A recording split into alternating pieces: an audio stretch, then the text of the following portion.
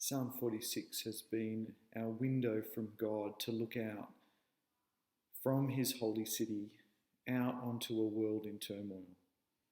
Psalm 46 has offered us words and images that enable us to pause and recognise God's good protection, his refuge, and his ever-present help in times of trouble. We've been invited to not fear, to respond in faith to the God who is for us and within us.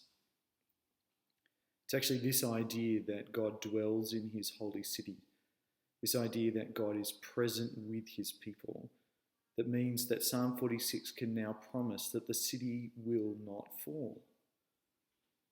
This probably conjures up a couple of images in our minds when a city falls.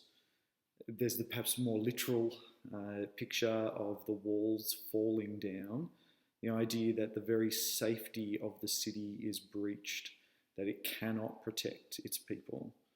And Psalm 46 is God's promise to us that his city, his people, his work of protection and care will not fall. The second picture, I guess, of a city that falls is that more metaphorical one where it falls under the control of a foreign power. Again, this is a city that will not fall. God the King is in the midst of his people. He will not give up that sovereign rule to another. And we can take assurance and comfort and protection in the midst of our troubles from these ideas. This isn't a promise about a city that will never stumble. It isn't a promise that the city will never experience hardship or difficulty.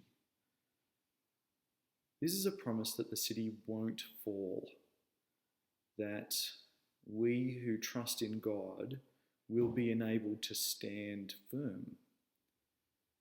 Actually, across the Bible, there are many promises from God that he will cause his people to stand, that they will be presented faithful in his presence because of his work.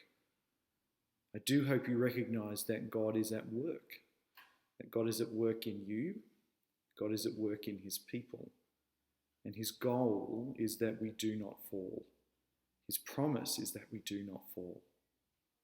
So as we stand firm and hold tight to the Lord Jesus Christ, recognise that it is God who enables you to hold tight so that you can stand firm and never fall.